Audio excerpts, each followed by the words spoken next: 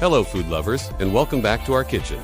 Today, we're diving into a classic treat that everyone adores: homemade donuts. Forget the store-bought versions, we're going to make the fluffiest, most delicious donuts right from scratch.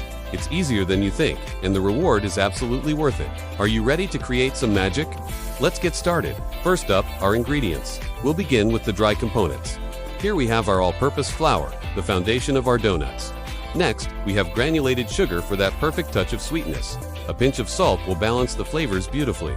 And, of course, the key to that airy texture, active dry yeast, which will activate to bring our dough to life. Now for the wet ingredients.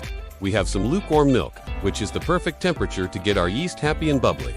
We'll also be adding a large egg to enrich the dough, and a bit of melted unsalted butter to make our donuts wonderfully tender and flavorful. That's everything we need.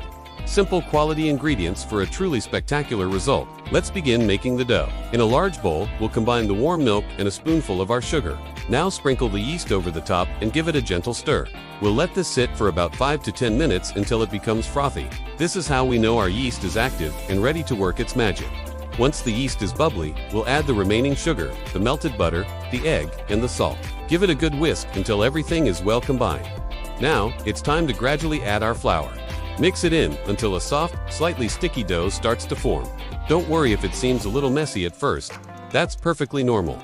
Next, transfer the dough onto a lightly floured surface and let's get kneading. Knead for about 8 to 10 minutes until the dough is smooth, elastic, and no longer sticky. This step develops the gluten, which is crucial for that classic fluffy donut texture.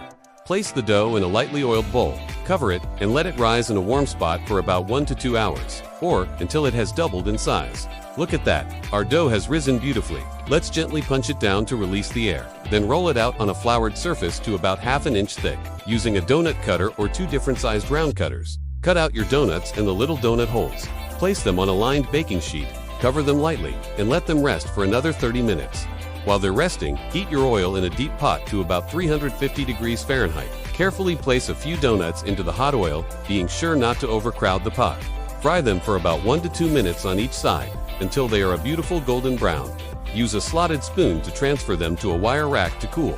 And don't forget to fry up those adorable donut holes too. For the final touch, a simple glaze. Just whisk together some powdered sugar, a splash of milk, and a little vanilla extract until smooth.